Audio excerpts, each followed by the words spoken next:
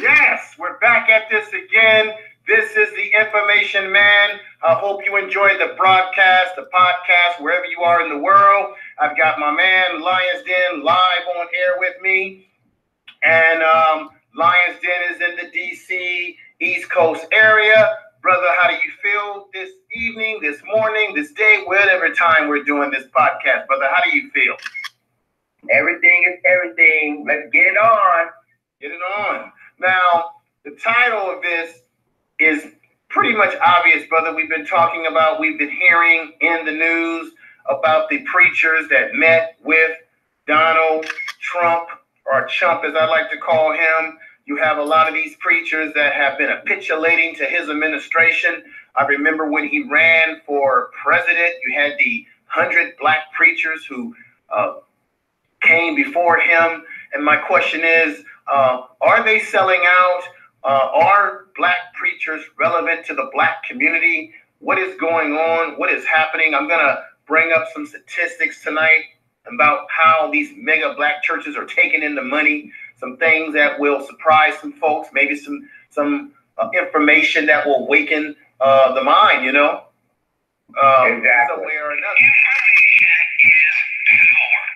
But we got Pastor Daryl Scott. He got up there and he got up there before Donald Trump, running his mouth and talking about how he's the only president in this history, our history, making history at being the first pro-black. And we know everybody's talking this pro-black stuff, Lions Den. I say black first. Yeah. But we got Pastor Daryl Scott running around, I would say buck dancing, asking old Lordy for the cornbread. Can I get it? Talking about Donald Trump is the only pro-black president in his lifetime. I don't know where he's getting this from, where this brother's been, what the hell. You know what? Let me go ahead and just let the good people out there listening to this podcast, this broadcast, let me just go ahead and play the sound bite so they can hear and do their own deliberation on what they think's going on with Pastor Daryl Scott, brother. Here it is. Daryl Scott, I've had the honor and privilege to work with then candidate, now President Trump, and to observe him behind the scenes and have a number of personal conversations with him. And people ask me, why do I defend him so vociferously? And I say it's easy for me to do because I know him. And he's shown me his heart, and I know he has a heart for all Americans. And I will say this. This administration has taken a lot of people by surprise. It's going to surprise you guys even more because this is probably the most proactive administration regarding urban America and the faith-based community. In my lifetime, and I'll be 60 years old in December. But when I think back on, I mean, I use good head. I'm not going to great makeup. But to be honest, this is probably going to be and I'm saying this as the most pro-black president that we've had in our lifetime because, and I try to, analyze the people that I encounter. This president that we've had in our lifetime because, and I try to, analyze the people that I encounter. This president actually wants to prove something to our community, our faith-based community, and our ethnic community. The last president didn't feel like he had to. He felt like he didn't have to, he got a pass. This president, this administration is probably going to be more proactive regarding urban revitalization and prison reform than any president in your lifetime. If we work together, give them a chance, don't pay attention to these guys back here, and I promise you, we will do something. This administration will continue to make history. It's going to be a lot of positive, great things on the horizon. Jack-a-leg preachers. Jack-a-leg preachers. Lion's Den. He's no different than listening to the preacher played by one Arsenio Hall on Coming Back to America. Brother, when you had a chance to see or hear what Pastor Daryl Scott stated. Now, this is a man who's been cooking and caking and pushing the Donald Trump Kool-Aid since his election and before his election, along with him and one Omarosa. And we know that she's going around now telling all the dirt on Donald Trump. But she was cooking and caking for him. And before I go on, I must say, let's give some respect to the Queen of Soul who passed away. Let me just stop this podcast just right 1 minute and say, let's give some love and respect to one Aretha Franklin. Let's have a moment of silence for a moment.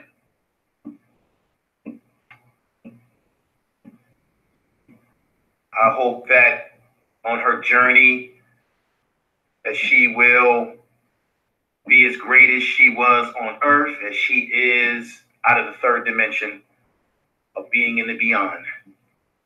I loved Aretha Franklin. She was great. And Lion's Den, we lost an icon, brother. Yes, we did. And I felt that, she is one of the greatest. She is the greatest. Franklin. When Aretha Franklin basically she is a true icon. She did a lot of songs like Respect. She did one of my favorite songs actually was Ride on the Freeway, of Love. My Pink Cadillac. That's one of and one thing about her is that she is the queen and she will always be the queen of soul. Okay. So yeah. Okay. She is definitely the queen. And we got to remember her. We got to remember her, brother. Thank you for those words. We kind of went into another direction, but I thought it was important to acknowledge the Queen's passing. So, right. Let me get your thoughts before I go into the next soundbite. What are your thoughts about Pastor Daryl Scott?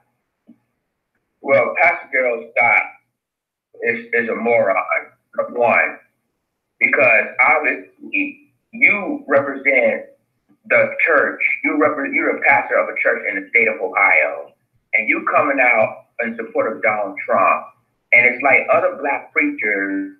I don't know info was he been bought or paid for to say or do those things, but obviously it's like, how can you be a pastor of a church and yet you preaching the word, and obviously you instead been sitting side by side with Donald Trump? It's like, this is like sitting side by side with Satan, even though you say you love God and everything else, but you sit right beside Satan.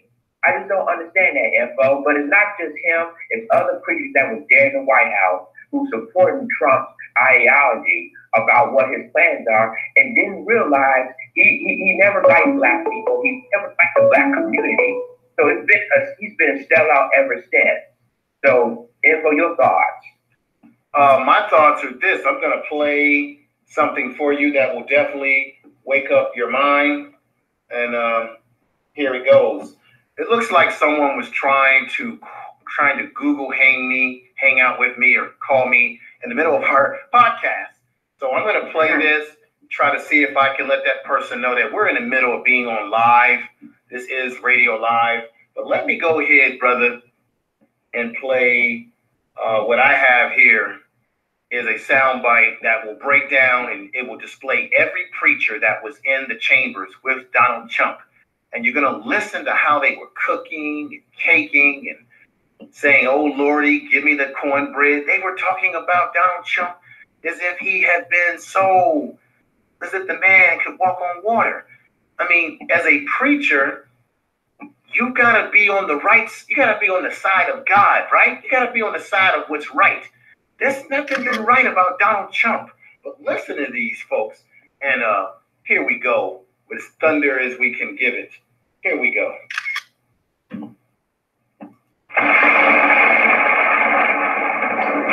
Thank you very much. It's my great honor to be here today with some of the leading pastors and faith leaders from across our nation. These are great people, most of whom I know.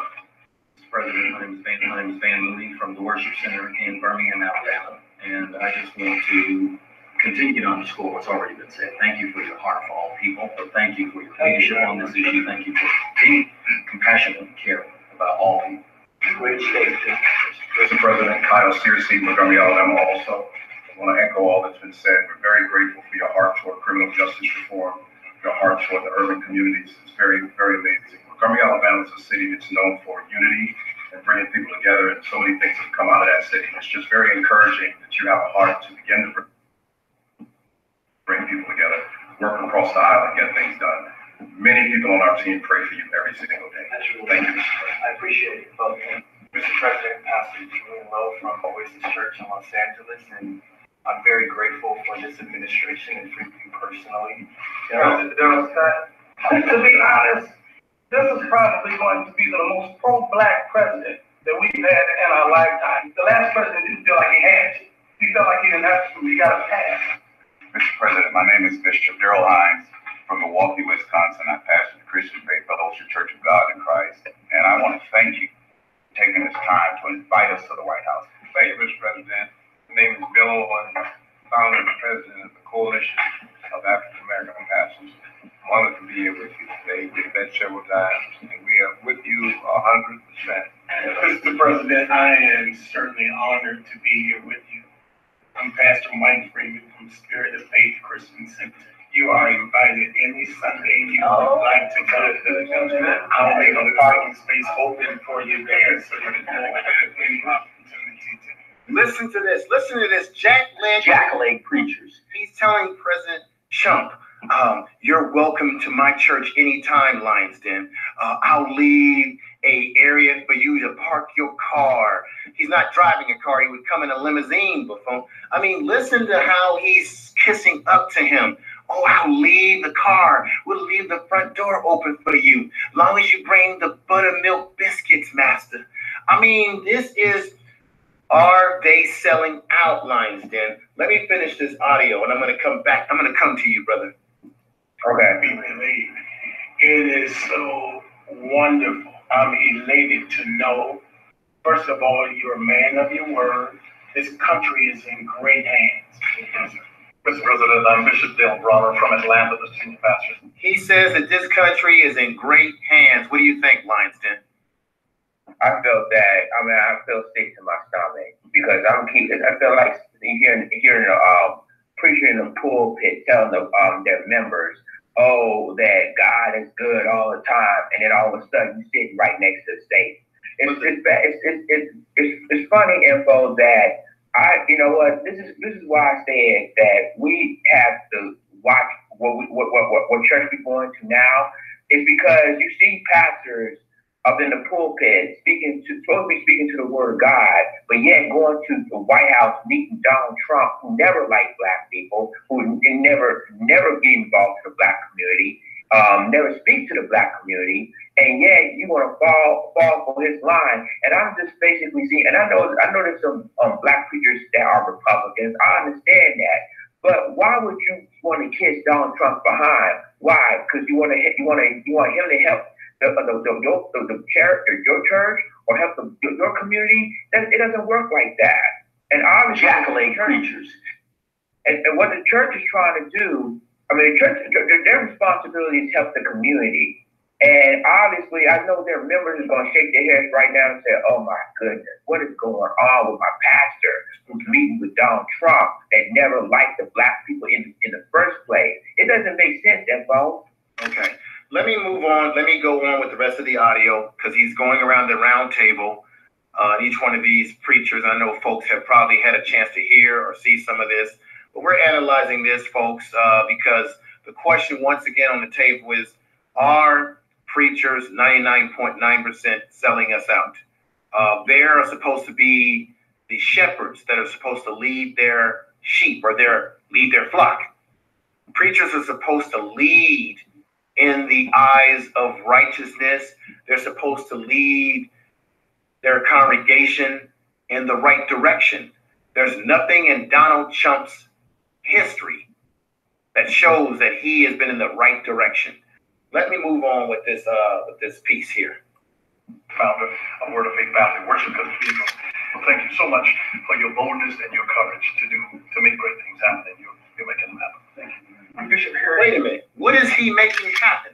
What big and bold things has Donald Trump done? What has he done? I think the last time I checked, he's talking about building a wall in Mexico. He's talking about calling people, he called Africa and Haiti a shithole country. We know about the Central Five, how he took out a page ad in New York, spent thousands of dollars trying to condemn those young brothers who didn't do anything. We know that he called Omarosa, and believe me, I'm no fan of Omarosa. She made her bid and must lay in it, but he called her a dog, which is just, to me, another word, for she's a B word. So he's done, he has said ridiculous things. He's cozying up to Vladimir Putin, a man. See, this is why these preachers are on the wrong side. Why? How can they say that he's doing great things when he cozies himself up to dictators like Putin, people who have killed people in their country, people who have done diasporous type stuff? I mean, killing and murdering and pillaging. And they're saying that he's doing great things. And he's divine. And I already did a video about how he comes out and he lies and lies and lies, and lies. That's the sound from the Google Hangout popping on the screen. I wish I could mute that sound, but we're going to keep strong with this broadcast, and let me play this audio. Jackson, right here in the DC area. First of all, I really feel called to pray for you. I felt that feeling that you're going to win, and I'm so very thankful. We really don't need black power unless you got some green power working with that black power, and it's because of your boldness. And despite all that's been coming against you, you stood your ground, and you've been a champion, sir. Thank you. Appreciate it. Mr. President, John Brake, Senior Pastor of Relentless Church in Greenville, South Carolina. I am grateful for the opportunity to be at this table. And so I'm very grateful for you, for this administration. Again, my prayer is that you will continue to have wisdom and insight to lead this nation in And so thank you for giving us an equal opportunity to fight for this nation and what it means to be an American.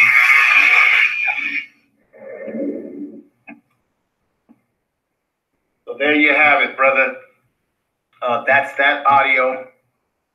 We heard the preachers pretty much praising Donald Trump as if he was the second coming of Jesus. And I still don't understand what he has done that makes them believe that he has set the country in the right direction. He's a womanizer. He has said very cruel things about people with disabilities. Have they forgotten all of this during the election? He talks about grabbing women in the private area, the kitty cat area. This is a man that has already been put out there, documented, and I did a video on this, that he lies. He's done over 3,000. I mean, the man lies every day. He talks to people in a very disrespectful manner. He's very pompous. He's very narcissistic, arrogant. He was that way even when he was in New York with building stuff. He went over to, I believe, Scotland, and he wanted to build a golf course. The people over there didn't want to sell him their land, so he would build a golf course and do things to take away their natural scenery that they could see to the beach, because he built his golf course in such a way that he destructed people's views in some of these European countries like Scotland. He's done horrible things.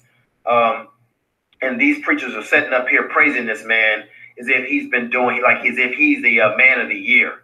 I mean, that to me is the epitome of selling out. Okay? Now, let me play the rest of this audio, because we've got my man, Louis Farrakhan, who's got a few words to say about sellout preachers. Here it is. Away to the mountain and came back. He first snatched his preacher, his representative, Aaron, and asked him, "What were you doing? Look at the condition of my flock." So it is today. We who are preachers are in a dangerous position, because handling the word of God is nothing to be played with, and the salvation of the people is nothing to be played with. On his return, how will he find his house? Is it really his house, or has it been taken over? It reminds me of the book of Job. Satan was hanging out with the sons of God. But the sons of God were not able to recognize Satan. They had been blinded somewhat. So when they got to the God, he spoke and asked, "Whence cometh thou?" "I'm coming from up and down, to and fro in the earth, seeking what I may devour. I've devoured all your servants." Some who think they're in the house of God have transformed the house of God into a house of demons. The greatest men and women in this country right now are the men and women of God. Not the president, not the governor, not the mayor, although we like to, be seen with them. I had a meeting last night with the governor. You see what Farrakhan is saying, Lions Den? How as preachers, they like to meet with these people like presidents. They put them on a higher pedestal, when the real people are the people out here in the community and in the streets. What are your thoughts about that? I continue this audio. I agree with the Honorable Minister Farrakhan said about the preachers, and let me get this right real quick, Info, because it's like this. The preachers, the pastors, the so-called pastors, want to praise this man. Don't forget that this is the same Donald Trump that support and endorse white supremacists in Charlottesville, when he says basically that they're good people. And you forgot about what he said about Barack Obama when he was president, and saying he wasn't even born here. So, but why would you basically support a man? And I'm talking about these preachers out there. Why would you support a man that does not like does not like your color, the same color that you and I have, Info? Why are you want to kiss Donald Trump's butt Because do you think he's going to do something for your church, or do you think he's going to do something to help your community? I don't think so. He never did, and he proved it time and time again during his campaign, and now while he was president. And yeah, and this is the same guy. Like I said, Daryl from Ohio, the pastor from Ohio, who basically defended Donald Trump, are all, including with all other interviewers, like Roland Martin and others. He just basically he's like Donald Trump's puppet. And I'm sorry, Info, because basically you're supposed to be the leader of the church. You're supposed to be the man of God, and all of a sudden you want to kiss Donald Trump's butt. I'm like what Farrakhan said. It's like you basically is try to please these previous presidents that don't give a damn about you. And I'm just being real, Info. I am Barack Obama. You're listening to Lions Den, an information man speak truth at power. Good points, Lions Den. Let me move on with this audio that we have here. You made very good points, brother. I agree with you with what you were saying. You were totally on the money. Let me go ahead and hit the rest of this audio to open up one's mind. I just came back from the White House. As though that's supposed to make the flock happy because you was at the big house with the big Satan. With the big When you got fellowship with Christ, who is big after that? All right. Because I want the pastors to know I love you. Yeah. They'll disavow everything and everybody. They got our leaders in their hip pocket. They tell our leaders where to go, how high to jump. We've become prostitutes for a few dollars. No pastor, no preacher of Christ should be on the table for nothing. Never lose your independence. You gotta be able to rebuke the president when he's wrong. You gotta be able to rebuke the governor, the mayor, the attorney general, and everybody in political office. The preacher gotta be clear. That's why the world has gone to hell and Satan is in power, not only in the world, but he's cracked in to the house of God, unaware, bringing in strange doctrine and teaching. Don't count me with your foolishness. I will never compromise a principle of truth for no friendship with the world. I'll go to God alone. Because I didn't come in the world with no twin. And even if I had a twin, we didn't come the same time. One came before the other. So if I could come in the world by myself with God delivering me, then I can walk this earth by myself with God. I don't need friendship if that friendship will take me to hell. So we preach for applause. We preach to see the old lady in the back who wants Jesus jump up and run to the front and fall out. We preach for people to say how wonderful we are. That we preached and left them in the same condition that we found them. But you see, when you preach right, you prick the conscience. It may not be considered your best sermon. Because the church may get a little quiet.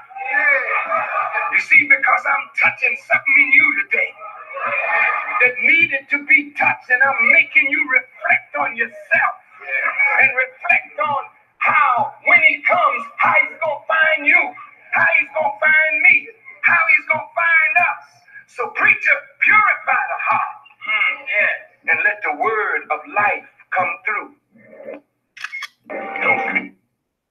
Help me is what Darth Vader says. Take this mask off.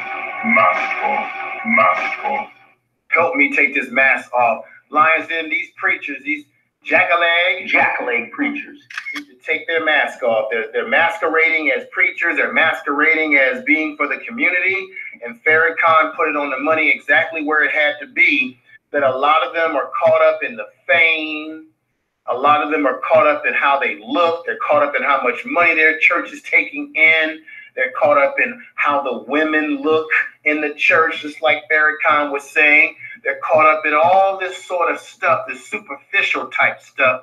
But as you know, brother, and I've said it before, you've heard me say this, why is it that in the black community you have churches all over the place? Every other third block there's a church, but you have so much issues in some of our communities where there is a disarray.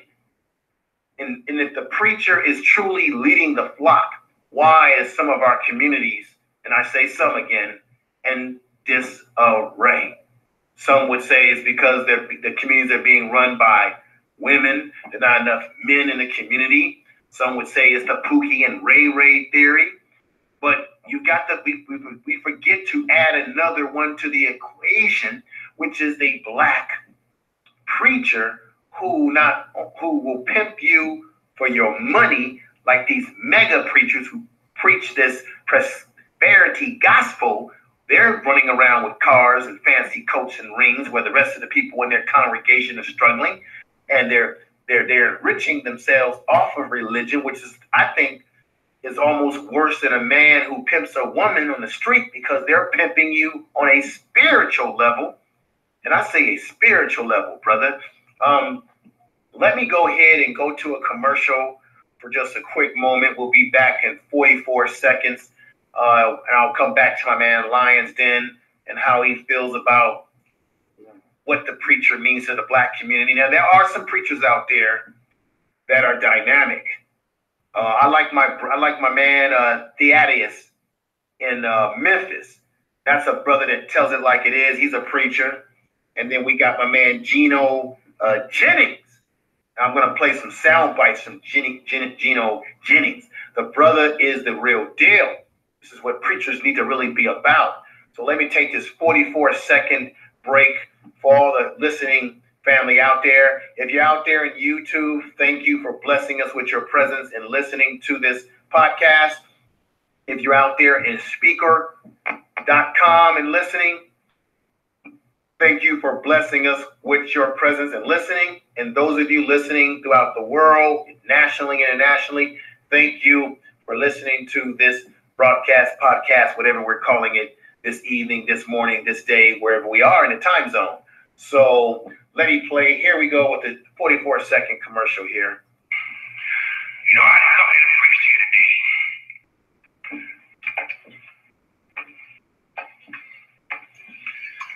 Don't you know, when I look at these contestants for the Miss Black Awareness pageant, I feel good.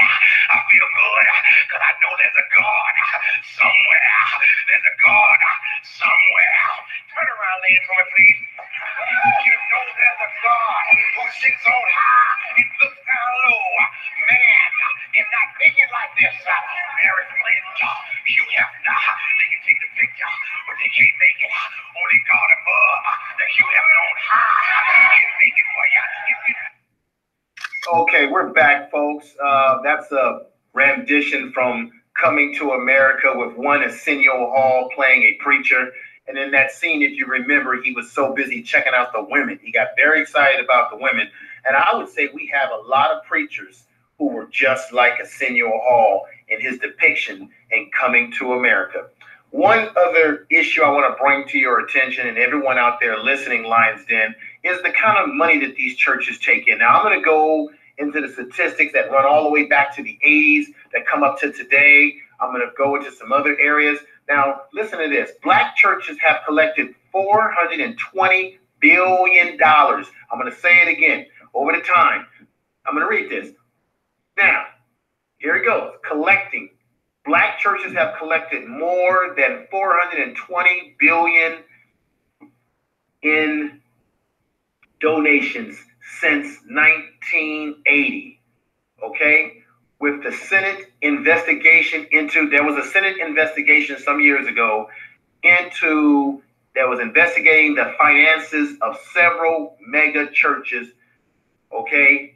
The prosperity movement, okay? Now let me bring up this too here. research. They did research. A research study on Black donation habits demonstrate that per capita spending of $508 per year in 2009 dollars. So $508 per capita spending in 2009. I know it's 2018, but this is what these are the numbers that we were looking at that time. And with inflation, I'm sure it's a lot more. 2009. Another source, Taylor Media, established that Black churches invested Black churches revenue. Let me correct myself. Black church revenue approaches $17 billion in 2006. Now, and I know these are some years ago, but it's still in the 21st century. One church, check this out, the revenue dollars, World Change, the name of the church, World Change, reported having $69 million in 2006 in income, according to the Atlanta Journal-Constitution. Mainstream politicians and Black community leaders are demanding a better accounting of the return on investment offered by churches to communities that fund them. And remember, I believe that the church has a 531c exemption, meaning that they are non-profit. But in fact, they are profiting, brother. Okay, let me move on. Let me see here. Meanwhile, leads of faithful churchgoers defend their pastors and accuse their detractors of applying a double standard that annoys the wealthy white preachers while underplaying the economic development and social service functions provided by the Black church. However, if the Black church Lions Den is taking in that type of money at that time, and God knows what it is today, and I'm going to bring it up to today, then why do we still see these sort of issues in some of our Black communities? Why is it that we'll see Black people in some of our Black communities say that the kids don't have clothes for school, or the kids may not have money for their book bags, or that they may not be funding for proper recreational programs? Why in the hell did the midnight basketball program that I spoke of before, when we did the video, the broadcast, on Chicago, why did some of these social programs like the midnight basketball program, why did they get shut down if the Black church, these mega churches, are dripping in money?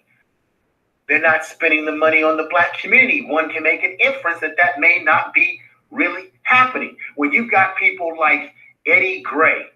Is it Eddie Gray? Eddie Gray. Running around touching the young boys in his congregation. And you had Black folks still defending him, even after it was found out that he was doing some ratchet type of behavior. Then you got Clefo Dollar asking his congregation to get him a brand new plane.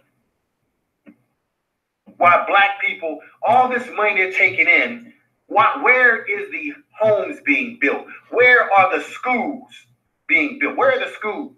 Where are the homes? Where are the infrastructure? Like my man from the BAIO, my brother Holla said, we need nationhood, and we need infrastructure. You judge a tree by the fruit that it bears. Where is the land and the infrastructure and the nationhood that these churches are producing? Where is it, Lions Den? That, you know what? It's really interesting to hear this. I felt like this info that all these preachers, and this is why I've said this is so concerning, it shows that they don't care about the Black community at all. Because if they get, like you said, that the total of Black churches get in billions and billions of dollars from the congregation and not bringing it back to the community, so then something's wrong. Something's really wrong, because obviously, this is what I'm saying, the church members that come to them and listen to the word of God and that stuff like that. However, it's like when they go to church, they trust the pastors, like giving them tithes and offerings, and yet basically is showing that they keep the money to themselves. I'm talking about the preachers, some of them. I ain't say all, I'm saying some of them. Keep the money to themselves and not helping what they need help the most to the Black community. I mean, that's what I don't understand. They bringing billions of dollars like that. Shouldn't people wonder that they should give this back to the Black community, the same community that comes to the church and trust the pastor to do what's right with the money? I just don't get it. And you see Creflo Dollar, you see all them preachers, they got private planes and billion-dollar homes. And I was like, wait a minute. Where do you get these money? Where do you get those money from? You're supposed to, basically, what's right is you got to get the money back to the community, not keep it for yourself. And that's exactly what's going on, Info. These preachers are keep these money, billions of it, for themselves, to get themselves rich. They can build mega churches, bring billion-dollar homes and private planes for themselves instead of do what's right and help the community. Mm-hmm. Let me jackleg preachers. That's what we're dealing with, jackleg preachers. Let me go ahead and so those numbers that I read were from the early 2000s, well, 2006, 2009. Let me tell you another article that I was looking at. This was under the 21st Century Abolitionists. This is an organization, I think, around the largest Christian center, multi-ethnic Republican ministry in America. Now, this is their stuff. This is about as it relates to Black folks. This is okay. Now, I remember I told you this before. They say that the Black church is a bigger business than the Major League Baseball and NBA combined. Now, I'm going to say it again. The Black church is a bigger business. When you have these mega churches out here, I'm talking about now. I'm not talking about mom and Paul church here, mom and pop church. I'm talking about the big mega churches. Okay? The Black church, being the bigger mega churches, are a bigger business than Major League Baseball and the NBA combined. Now let me go into this other number here. So on the average, and I read those other numbers that were from the more earlier 2000s. On the average, say it again. On the average, the Black church has brought in $14 billion a year for the past 30 years. In fact, the Black church, I'm going to say it again, is bigger than Major League Baseball and the NBA combined. If you don't believe me, look it up for yourself. Do your research. Don't take my word for it or Lions Den's word for it. Do your research. Now, ask yourself this, folks. What has improved in the Black community as a result of Black people, us, giving our money to the Black church? Because like I said, you judge a tree by the fruit that it bears. And as Brother Hollett said of the B-A-I-O, did I say that right, Lions Den? Yes, you did, sir. B-A-I-O. He said that their mission is what? Nationhood, land, infrastructure. And he said that none of the Black leaders that we have today, particularly, have addressed that issue. So if the church is taking in this kind of money, the Black preacher is taking in this kind of money, certainly we should see a result of that money trickling down into the community. I'm arguing and I'm saying to you, brother, and those listening, that we're being shed, we're being bamboozled, run amok. And as a result, why are Black people giving our money to these mega churches when there really isn't any long-term benefit to the Black community? I'm not saying that there's no Black churches out there that are taking in donations and doing great things. I know that there's probably small Black churches that we've never heard of that are doing great things and raising money to help the community. They're out there. I know it. But overall, in general, this is the sort of picture that we've got going on, Lions Den. This is what's happening. This is one of the realities that we must deal with. Now, brother, let me play a soundbite by Pastor Jamal Bryant. Now, let me preface this. Pastor Jamal Bryant has his problems too. I think he's had some scandals in his church in terms of him having affairs or having some innuendo with female members of his church or a female member of his church. And he came out in the minute that he was wrong. He did wrong. I also remember a video where I saw him being confronted by Brother Boom Boom of Baltimore, Maryland, where I was born, who is a activist in the streets of Baltimore, who told Brother Pastor Jamal Bryant to get the hell out of Baltimore, that Baltimore don't want him. The streets are talking because he seems to come around when the cameras are bright, seems to come around for opportunity. So he's got he comes with a little bit of that, that jackleg preachers. But I thought that he was on point with the things that he said about these individuals that met with one Donald Trump. And let's play the soundbite. Here it goes.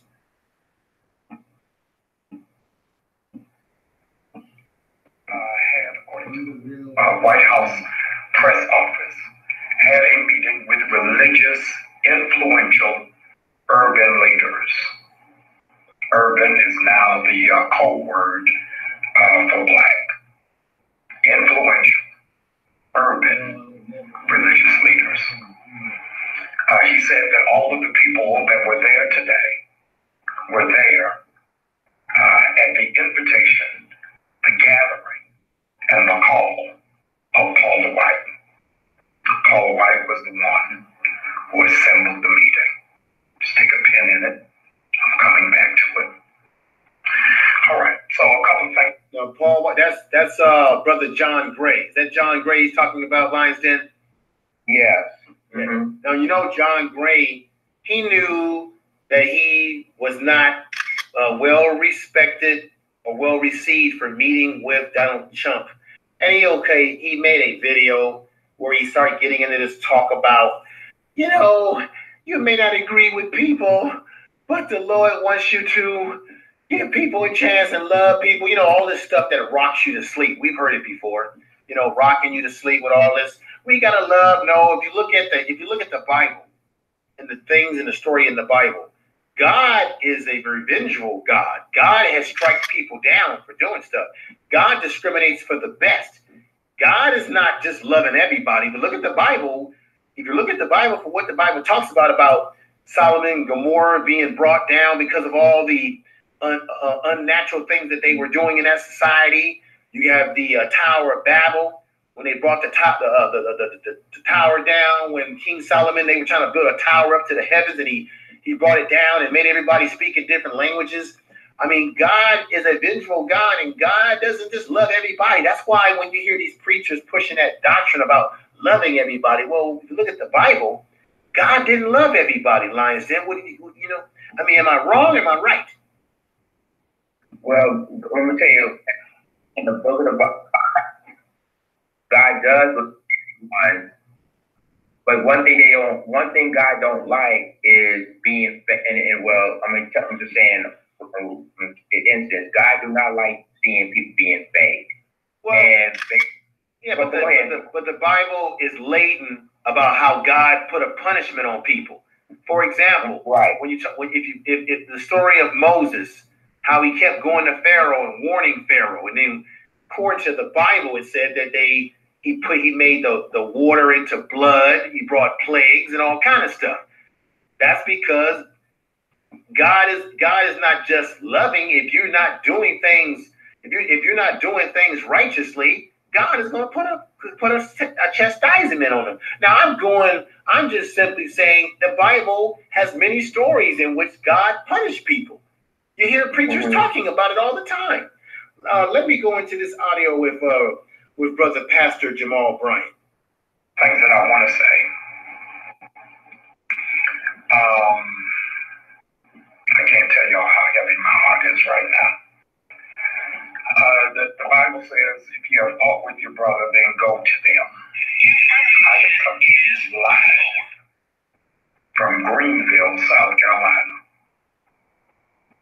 Greenville, South Carolina, which is the home of the Relentless Church, home of my brother, John Gray, who I love. He's not my friend, he is my brother. I love John Gray. And I am in Greenville, South Carolina. The Bible says if you have an issue, you don't air that out publicly. You go to them. So I sent a text message to John Gray with the headline from World News Tonight saying, brother, I need to talk to you. This was at 2:47 this afternoon. I got absolutely no response. So I want to say I did reach out to him. So this conversation, this dialogue did not happen without me reaching out. Now, what I also need you all to know is I actually have the minutes from the meeting. I have the minutes from the meeting, and I want to read those to you. Daryl Scott then says, it's an honor and privilege to work with them, with the candidate Trump and now President Trump. I know he has a heart. This is Daryl Scott. I know he has a heart for all Americans. This is probably the most...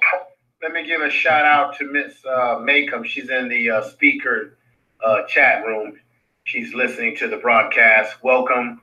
Good to see you here. And let's continue on with brother Pastor Jamal Bryant. Proactive American regarding urban America in my lifetime is what Daryl Scott said. This is probably going to be the most pro-black president in the history of the United States. This president wants to prove something to our community. The last president didn't feel like he got a pass. All right, those are the minutes from the meeting. And now I want to share with you from my heart. Pastor John Gray prayed for President Trump, which I believe is in order, and then quoted Dr. King. John Gray quoted Dr. Kirk King and used this quote: how can you not have influence? How can you have influence if you don't have a seat at the table? And tonight, for the remaining moments that I have with you, I want to talk about chairs with no legs. Black preachers sitting at the table with the president. It's not going to take me long. First of all, I want to establish that the role of the prophet is never to comfort the king or to comfort the leader, but to challenge the leader. First of all, I want to establish that the role of the prophet is never to comfort the king or to comfort the leader, but to challenge the leader. When he went around that table, did you all check him for disrespecting Maxine Waters? When he went around that table, did you in any way talk about any first-time buyers program and money for entrepreneurship in the communities that you pastor? Did you say anything? No, you didn't. Because they told you, going into the meeting, there will be no questions. So you went in there as prophets representing urban centers and couldn't ask them anything. Why did you not risk being arrested? Why did you risk being thrown out? What merit, what value did you think going back to pastor and preach to poor, struggling, and oppressed people? Did you think you were going to have to say, I got to meet the president? And I want to know, Gerald Scott said that Donald Trump will be the greatest asset to Black America in the history of this nation because Obama has done nothing. I want to know how none of you around the tables didn't say a word.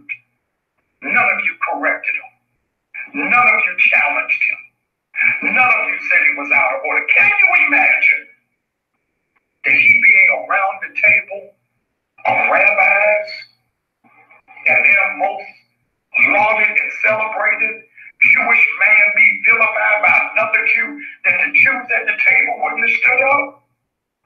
Can you imagine that with Italians? Can you imagine it with the Latino community? Can you imagine that with the Irish? Absolutely not. No more sellout Negroes. We can't do it. We are fighting by the hair on our chinny chin chin to keep the body of Christ relevant. And you all going in there today and asking for nothing, challenging nothing, has made us do the electric slide backwards. We can't do it.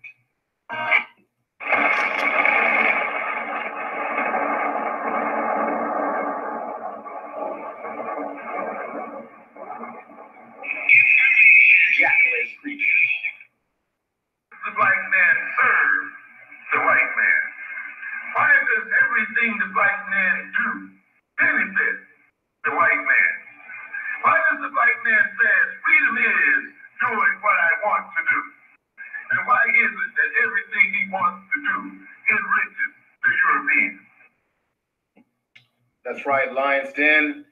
You heard, everyone listening out there, you heard Pastor Jamal Bryant speaking about his distaste for that meeting with Donald Trump, as I call him.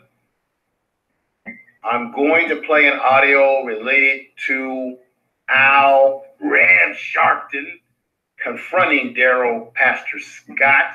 But before I do so, Lions Den, I would like to get your opinion on what you just heard briefly, please. Yes, Pastor Jamal Bryant is one of the most respected black pastors, in my opinion, in the country. And what he says about the situation is correct. Nobody, not even these preachers who met Donald Trump, basically didn't challenge him, not say a word. And I agree with 100% what he said, that when you said in the Bible that you cannot bow down to the king, or you cannot bow down to your leader. And obviously, he's absolutely right about that. Somebody did not even challenge, they didn't say a word to Donald Trump about all the stuff that he's done when it comes to supporting white supremacists. I just bottle all my mind info that you see a lot of black preachers, and I'm not all black preachers, but some black preachers who were there at the White House. Not one time, and I agree with Jamal Bryant with this, not one time nobody challenged Trump. Nobody. They just sit up there quiet and say, well, Donald Trump is a pro-black president. And I was listening, I was like, wait, what? You didn't even challenge Trump about what's going on, about for example, if you want to take when it comes to, for example, when you talk about what happened in Charlottesville last year, and yet you basically said that the white supremacists are good people, and on that, not one. And I totally agree with what he said, and that just bothers me, info. And I applaud Pastor Jamal Bryant because he's one of the great pastors that speaks the truth about what's going on. And all them preachers that was at that White House should have been ashamed of themselves. Okay, brother. Very good points you're making.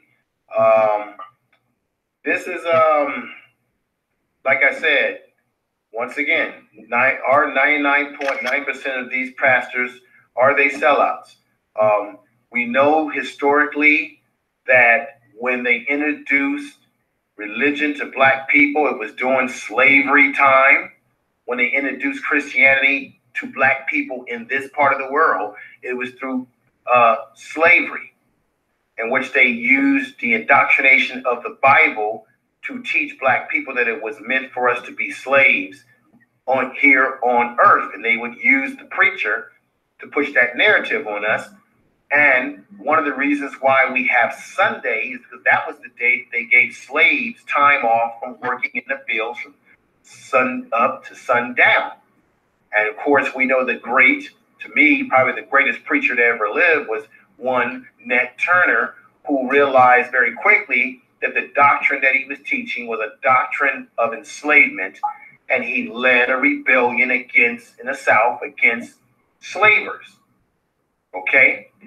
These preachers today are a very far cry from that type of they can't even wear Nat Turner's pants. They don't even have that spirit in them. They have a spirit of compromise. Let's just all get along and all this sort of stuff like that. You'll see some of these preachers being the first to push this whole thing about immigrants, and which has nothing to do with black folks whatsoever. They just push a lot of narratives, and it's just what they are. Hi, I'm Barack Obama. You're listening to Lions Den and Information Man Speak Truth to Power. Information is power. Let me go ahead and play a soundbite with one Ram Sharpton having a debate with Daryl Scott, the one who was running around talking about how his lifetime, and he's 60 years old, that it seems to him that Donald Trump is the most pro-black president in his lifetime. Such bovine excrement that came out of his mouth. Let me go ahead and play it right now. I think that it was a missed opportunity. I think the president could have addressed the issues of today that he mentioned people fought for to bring us to today. Like Fruit of the Loom's Everlight underwear. Let me let that commercial bypass for just a moment. I hate when these commercials come on here. Let me just hang on for one moment, Lions Den.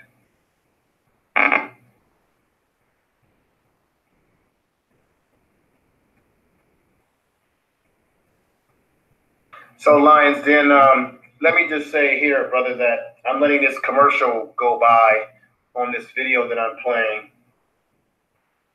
I'm going to play the video once this commercial goes by. These preachers, I don't know whether they're relevant to the black community anymore. They seem to, here we go now. The fact that his voting commission has claimed frauds that didn't exist and have used vote ID laws and other things that even the courts have said has been suppressive. Like how his whole trying to repeal health care is going to disproportionately affect blacks in Mississippi. How his attorney general has said that we're going to back up on police reform and on mass incarceration reform. He should have addressed the issues of today. He's a sitting president. I think he missed the opportunity to deal with public policy. I think that those that were present missed the opportunity to confront him on very basic policies, to go in a building that is set up to memorialize people, like there was a white female, Viola Luisa, who was killed during the height of the Civil Rights Movement in the 60s. And you have a white female that was killed in Charlottesville. And he talked about there were good people on both sides. If I had been there, I would have said, but let's talk about today and how do you memorialize what happened then when it's being repeated today and you give comfort and compassion there. I think this was all about him trying to diffuse a lot of the anger in Alabama, a few miles away. They will come out and vote against his candidate, Roy Moore, who just talked about slavery in terms that were almost endearing, and his own racism. I think this was a political calculus and the most cynical manipulation. Do you wish that John Lewis and Benny Thompson had been there present to ask them questions? You said you would have made points. I would respect their decision. I certainly would have been more of a, if I was there, to confront them on the policies of today. This is not about just memory lane. It's a reminder for today's policies. It's not about let's just sing Kumbaya and act like we don't have challenges. Under this administration's decision, he's making today, poverty today. Talk about the civil rights icon. I talked this morning, civil rights icon Jesse Jackson. It reminded me, said, Al, they still haven't recovered from Katrina in parts of Mississippi. He ought to be addressing that today, not talking about, I'm so glad Medgaver's brother met me on the tarmac. There are people that are being killed right now in line with what Medgaver gave his life for, someone we all revere. But it's not over. It continues, and his Justice Department has not dealt with it. So, Pastor Scott, at the risk of oversimplifying what the Reverend has just said in total, your reaction to his comments is this was essentially a photo op for the president.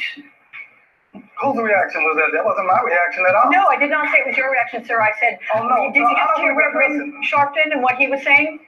The president was there at the, he accepted an invitation to attend. Now, he did not want to engage in conversations that would overshadow the moment. He was there to pay tribute to these civil rights icons. Any conversation of Reverend Sharp. Now, brother, remember, Pastor Jamal Bryant said that he had the minutes from this meeting and that these pastors who were kissing and cooking and kissing up to Donald Trump, they weren't even really allowed to ask him hard questions. Okay? Mm-hmm. And this individual, right. Daryl Scott, Pastor Scott, was a part of this I don't know what you want to call it. And he was the lead person, folks, listening to this broadcast, this podcast. Daryl Scott was the lead pastor pushing this narrative that Donald Trump is the only pro-black president. Listen to this jackleg preacher. This jackleg preacher. Jackleg preachers. Run his mouth. Anyone else says could have been had, can still be had. Let's set it up. Let's make it happen. Any invitation is there.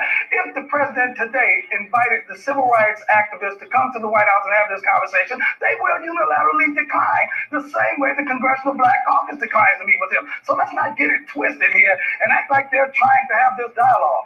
If the president had had that type of dialogue, it would have overshadowed the moment. Let's stay in this moment. He was there to pay tribute to these civil rights icons. He paid tribute to these civil rights icons. He didn't want to do anything that would take away from the moment of the opening. Reverend Scott, in all due respect, when President Trump called me, I said that he invited me to meet with him. And I said I would gladly meet if I could bring other civil rights leaders. So don't say we would decline.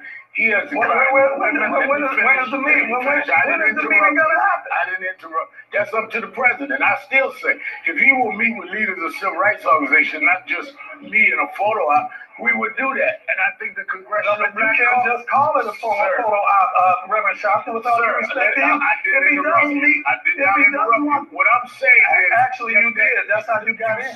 You said that they would decline. We did not decline. Yes, they would. The Congressional Black Caucus declined. We still don't decline. What we're saying is... The Congressional Black Caucus declined. We're saying that it must be a fair, open meeting.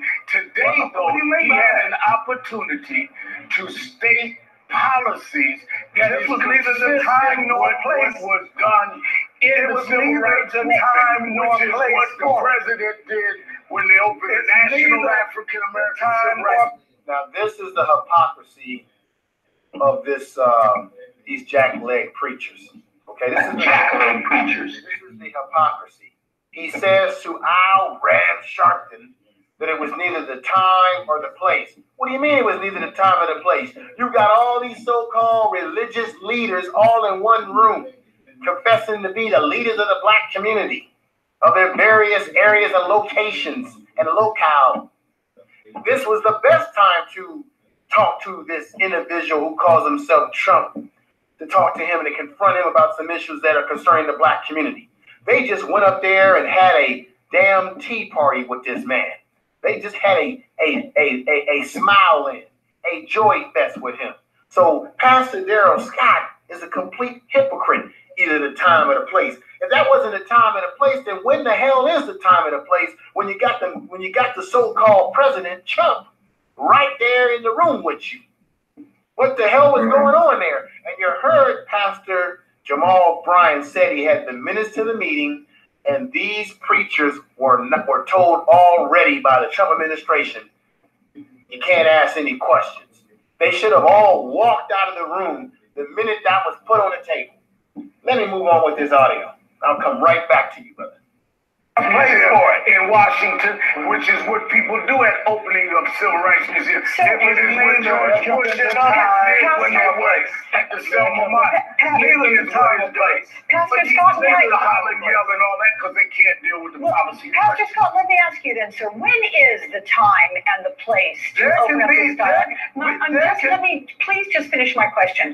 When is the time and place to do this, and when would you expect that to happen? If you look at a calendar, when do you think something like that could happen? And would you be willing to help organize it, put it together, and make sure that everybody who wants to address the president on the issues of civil rights gets to the Oval Office, sits down, and has a good long conversation about it?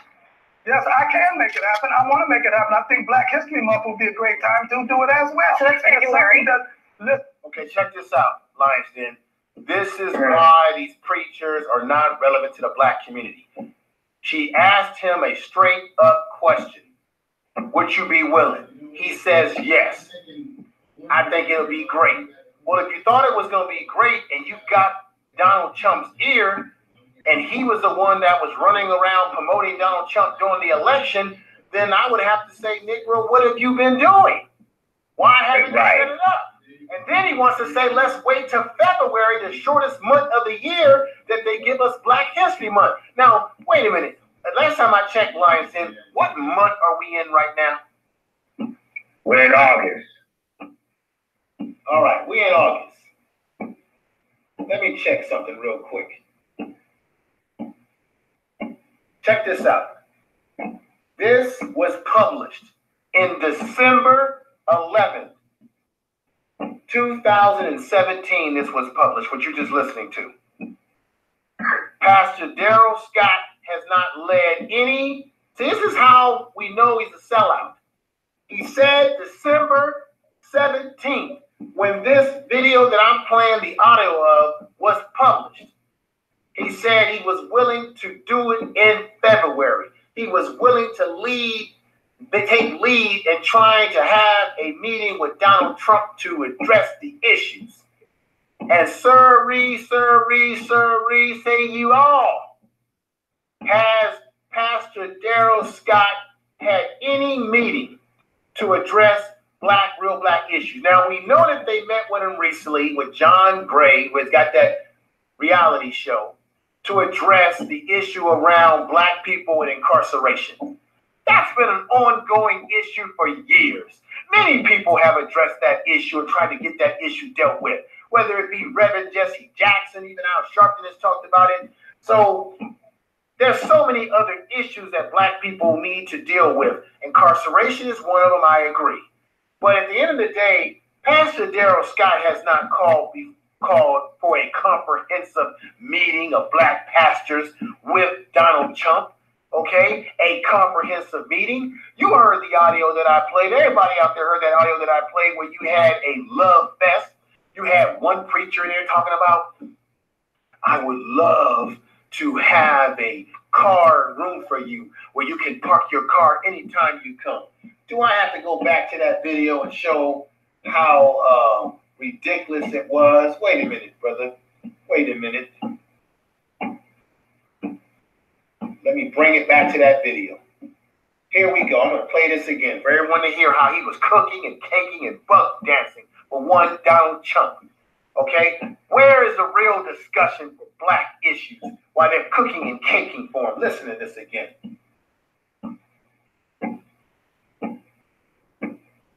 Wait a minute, brother. Here we go. I'll make a parking space open for you there. Let me play it again. Listen to this cooking and caking again. I'm Pastor Mike Freeman from Spirit Christian Center. You are invited any Sunday you would like to come. I'll make a parking space open for you there so you can have any opportunity to. Now, why he's saying that to him, he's laughing, he's showing him his teeth, he's bugged this. Let me tell you who this pastor is. Everybody should know who he is. This is Pastor Mike Freeman of Washington, D.C., in your area, Lionsden, this man was cooning and caking for Donald Trump.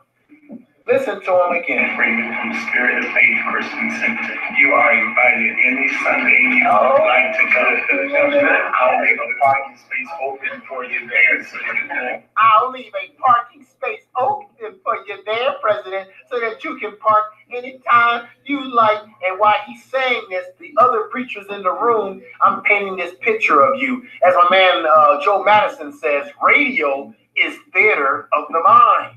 So while he's saying, I'll leave a parking space for you, and you're welcome anytime, he's smiling, he's got the teeth out. You got the other pastors with buck teeth smiling as well, and just smiling, and you got people in the background saying, oh, I mean, I think they even got Dr. King's niece up in here, man, and she's been sort of pushing for this conservative thing. And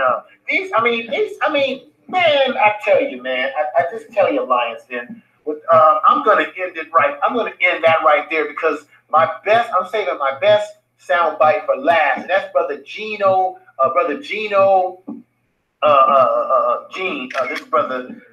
Jennings. Brother Gino Jennings is the real deal, Lionsden. If you haven't heard of him, check him out on YouTube. The brother is dynamic. Everybody out there who's listening and speaker, thank you for being with us. Understand that information is power. Information is power.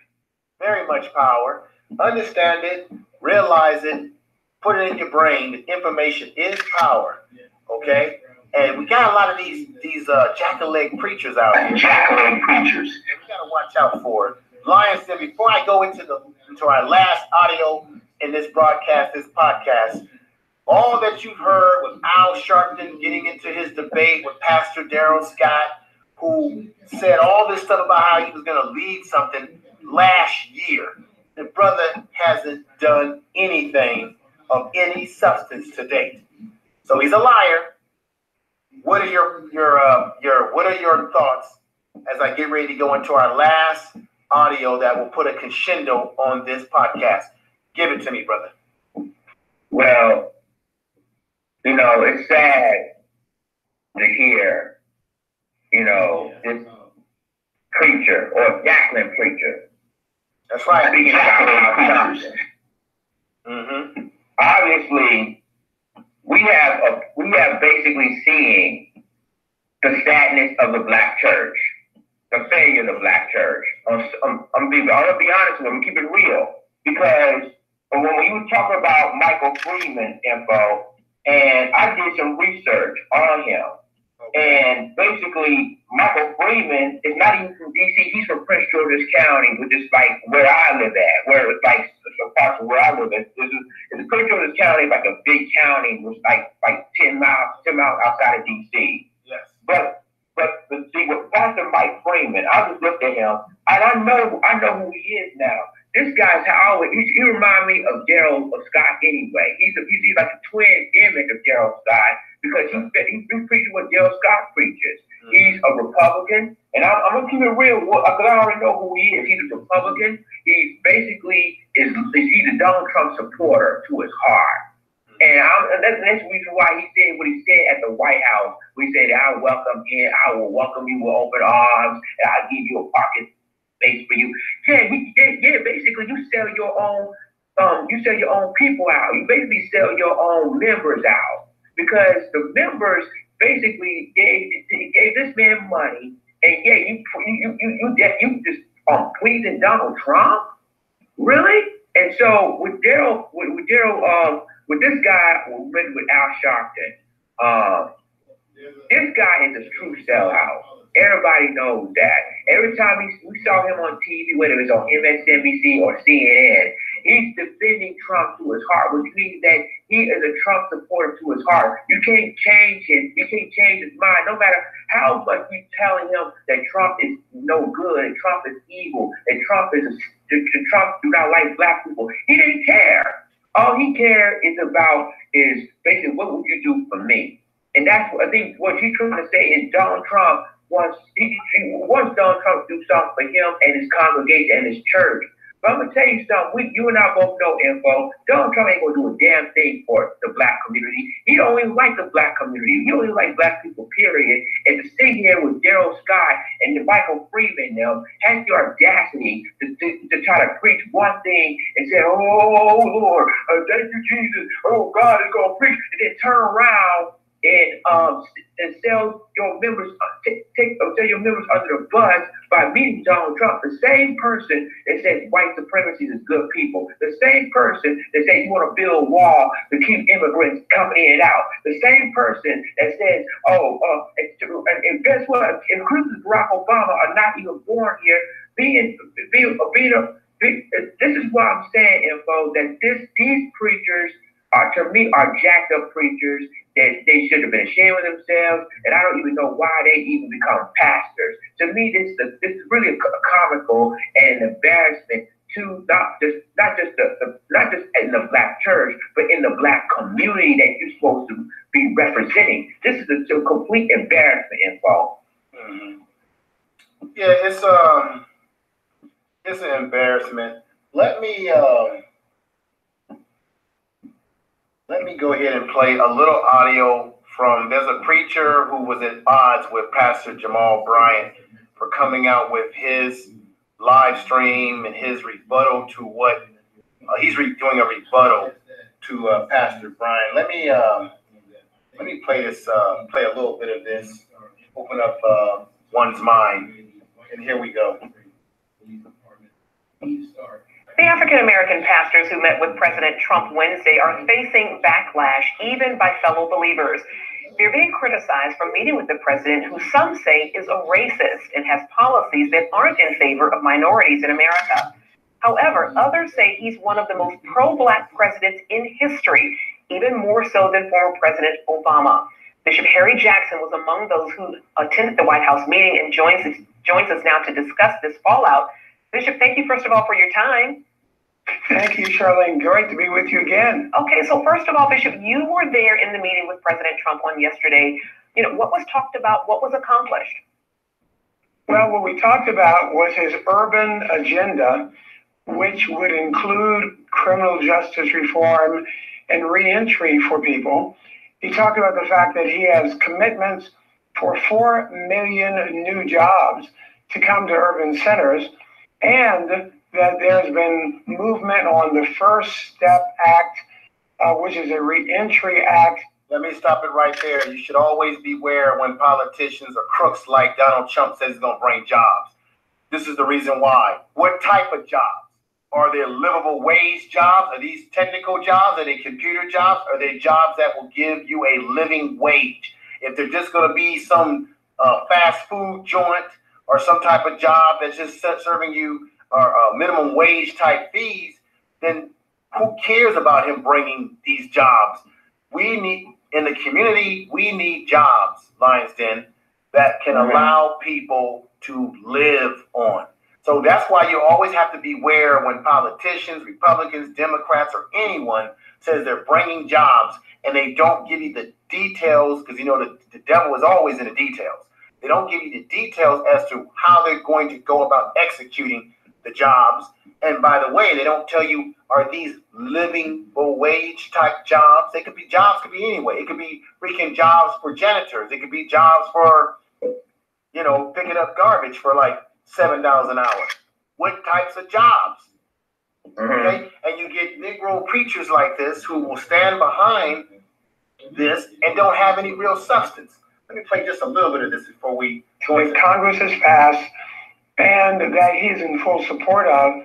So I've been talking to him about criminal justice reform over about a year and 3-4 months, and I'm just elated. And I think many of our guys sitting around the table were delighted at the progress the president has made and his heart toward the least of these in urban settings.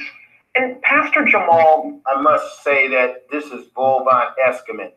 Donald Trump has no love towards the urban environment. Is that right, Lions Den? None whatsoever. That's right. Let me play what she's about to say, because you're going to see him try to jump on his man, Jamal Bryant. Bryant, who I'm sure you are familiar with, he spoke against those including yourself, who attended this meeting, and he says that you guys were too complimentary of the president and didn't really press him on the issues. What do you say to that? And as well as the comments that people are making that this was just a photo op. Well, first of all, I want to say about Jamal Bryant that I love Jamal Bryant. I would consider him a person who I'm very, very friendly with. And I think his heart is to promote African American issues in our community. But I think he's got it wrong on this one. What he doesn't understand that you can't be a prophet to the culture while you're standing outside of the room. Many of the people who came in to that meeting knew that they would be misunderstood, disrespected, lied on, talked about, but they came anyway because the needs of the people, especially returning citizens, are so important. I believe this is a good. Now, Lions Den, if the black church is taking in $420 billion a year, $14 billion currently right now, that the black church is it's bigger than the business of Major League Baseball and the NBA. If they're taking in all this money in terms of, I'm talking about mega churches. I'm not talking about mom and pop churches, your small churches. I'm talking about your mega churches that bring in millions of dollars. What the hell are they not? What are they doing with the money that they're getting? That they're setting up here, buck dancing and cheesing with Donald Trump, putting all their eggs in a basket with him. Now, this is the same man who manipulated and did a bamboozle on the presidents of the historical black colleges. They met with Donald Trump at the Oval Office. They thought they were getting more money for the schools. And come to find out, he used them as a photo op, and they got no money. Nothing from nothing leads to nothing. And these preachers, they haven't gotten anything. There's no tangible. It's all just talk right now. All right? There's been no tangible. Donald Trump has, if he really wanted to make some changes, he has the power of the stroke of a pen. Has he stroked that pen on any document to get it done? No.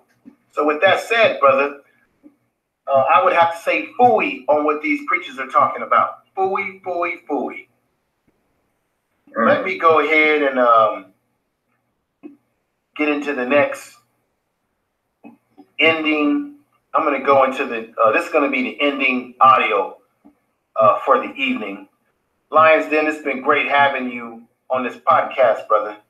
But let me play my man, brother, Pastor Gino Jennings. This brother is the real deal. You won't forget this brother.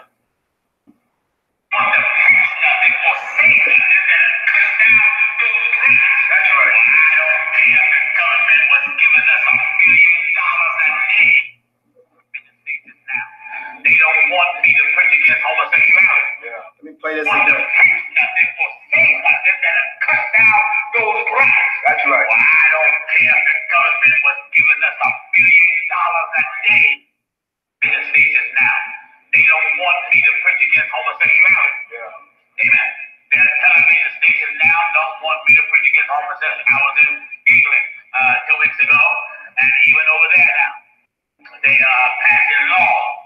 They're making law now that if you preach against homosexuality, they'll throw you in jail. The government of England now wants to dictate to religion what to preach and what not to preach. Amen. The government of Canada wants to dictate to religion what to preach and not to preach. And I'm telling you, America is headed the same way. Amen. Now, the reason why you find these preachers like T.D. Snakes and Credible Penny and Peter Popoff and the cotton candy preacher Joel Allstate. And the reason why you find Fred Price and all these other fellas who love to whine and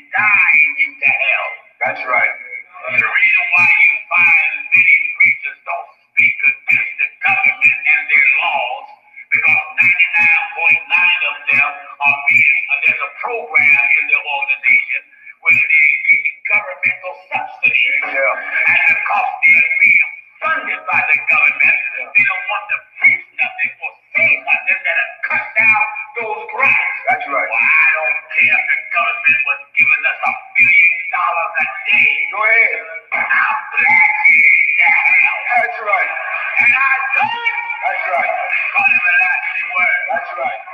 Anytime a preacher is afraid to stand up for God because he gets grants or governmental contracts, and you won't preach against things and the government doing, the government is a pit, and that preacher is the government's personal home. That's right. That's right. Go ahead, brother. I guess the preacher house. That's right. The preacher is owned by the government. Amen. He's a prostitute for the government. That's right. That's right. And the government got same-sex marriages, and then you got the preacher. There's nothing wrong with same-sex marriage. Do what you want, because I got my governmental subsidies. That's right. That's right. I don't care if you was giving First Church $1 billion an hour. Go ahead. A business we done turned down. I turned down over $7 million. Already. And I turned it down, I believe it was this year. That's right. There was an organization that wanted to rent our gymnasium and offered us a 7-year contract for giving us over $100,000 a month. Offered us a 7-year contract. My Lord. They give us $100,000 a month. Amen. Amen. But I put together a letter that says to whom it may concern, glory to God, to whom it may concern, anyone who wants to use these facilities, our religion or our stand is holiness. That means we believe what the prophets and Jesus and the apostles believe and practice the same. So therefore, on these properties of the truth of God, we cannot have no pagan holiday observance. So therefore, no Christmas. Why? The Bible never says Jesus was born December 25th. No. Some say Valentine's, but you should preach that now in summertime. The Bible says be instant in season and then out of season. So if I kill it in the summertime, I save your money in the winter. You know it ain't no man coming down your chimney in Harrisburg and live to tell about it. Lord. God, you will beat him before he hit the crowd. That's right. You'll either beat him or you'll take his boots. Can you give that to me? But we put it in our paperwork. There is no Christmas celebration. And they wanted to rent our gymnasium and use our classrooms. We had it in our documentation. No Christmas decorations. No Christmas plays. Right. You can't even sing a Christmas carol. That's right. No trick or treat, no Halloween parties, no Halloween decorations, no Easter. You can't rent the gymnasium out to a neighborhood jam session. That's right. I turned down over $7 million. Wonderful, brother. Wonderful. Now, when they read that, they said, well, we respect your beliefs, but we think we'll take our business elsewhere. I didn't say, well, wait a minute, no, wait a minute. Oh, no. No. Ain't nobody a hoe, you can't find me. Go ahead, brother. I believe what's written. That's right. Anytime you gonna sell out for money, you ought to go to hell. Amen. And you don't love Jesus. That's right. Jesus said if you love me, you'll keep my commandments. That's right. And you find these churches that got all in at all. As long as you don't bow to the rules of the government, anytime it makes you contradict the standard of God. That's right. Amen. And now we plan on having a senior citizens home. But it ain't an old person in the home gonna bring a Christmas tree in it. No. I don't care how old you are. I don't care if it's so small, it's smaller than Charlie Brown's Christmas. Amen. That's right. We're not gonna bow to nobody. Wonderful. Wonderful. You know when you got this thing like the Bible said, you'll do it the way God said. First and foremost. That's right. Are you hearing what I'm telling you? Well, we must all appear. We must all do it. All appear before the judgment seat of Christ. You gonna stand before God? Oh, yeah. Why would a child of God take their children to a Christmas parade? Go ahead. That's not for God's people. Christmas is heathenism. That's right. Christmas is paganism. That's right. And why would you take your child to a Christmas parade? Take him to a pervert, Satan sitting on a pervert lap, and a man looking at your half-naked little daughter, and a man looking at your son too. What do you want with me? Yeah? Oh, yeah. That's right. You love your children prostitute. Christmas is a lie. Amen. The Bible ain't never said that Jesus was born December 25th. No more than it said that he rose on Easter, you liar. That's right. He lied. Amen. That's why I thank God for the truth of God, because it's guaranteed that we're going to tell you the truth. That's right. It's guaranteed. Don't hear us all about it. So you can turn the television on and say, what is they going to preach today? The truth? The truth. The whole truth? That's right. And nothing but the truth. So help me God.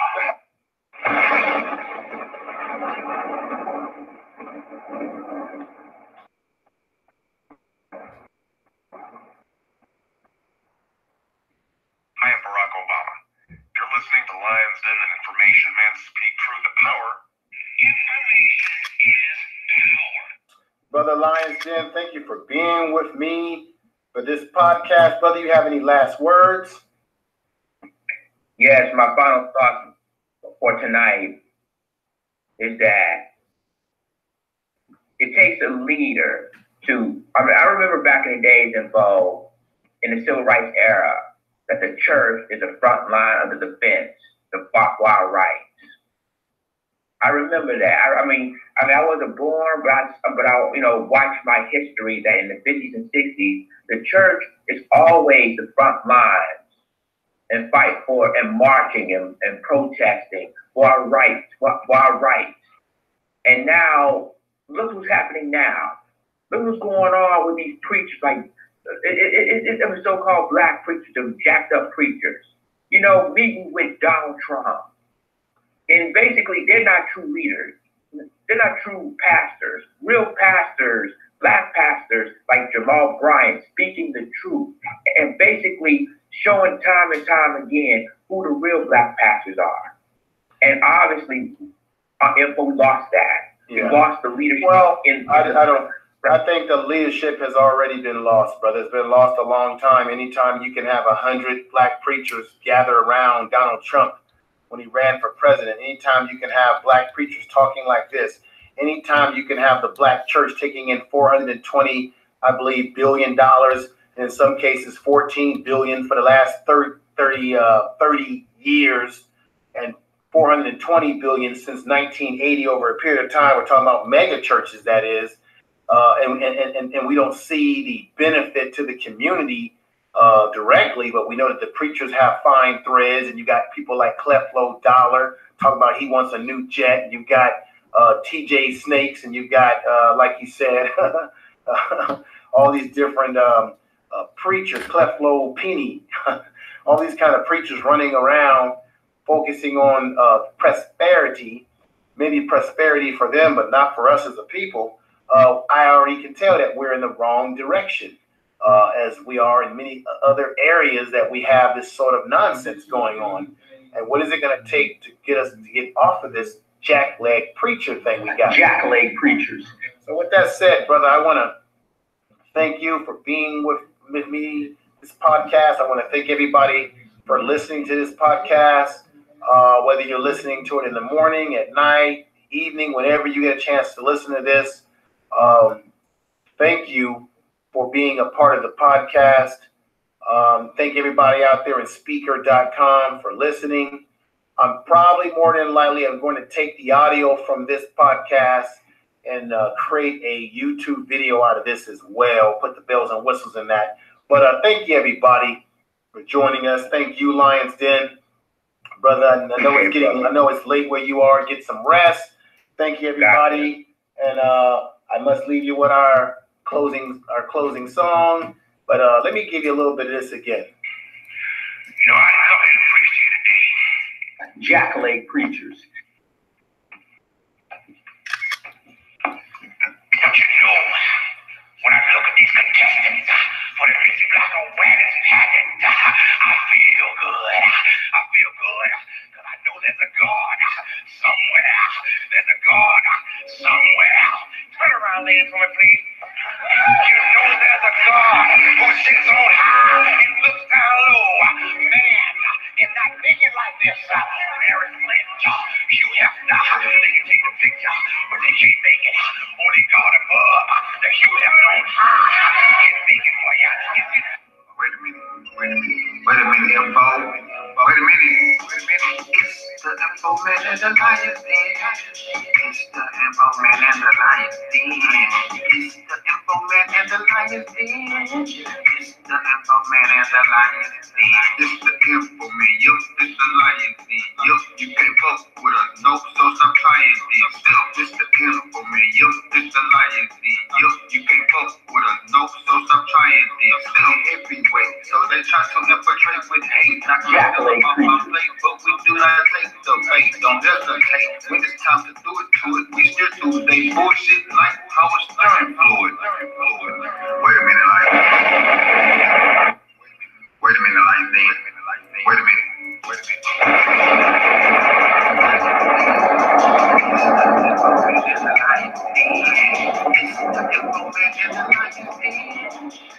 The info man and the Lions Den. Radio got some battles, this ain't no dream. You can't fuck with Lions, all info team. Radio got some battles, this ain't no dream. You can't fuck with Lions, all info team. Radio got some battles, this ain't no dream. You can't fuck with Lions, all info team. Radio got some battles, this ain't no dream. You can't fuck with Lions, all info team.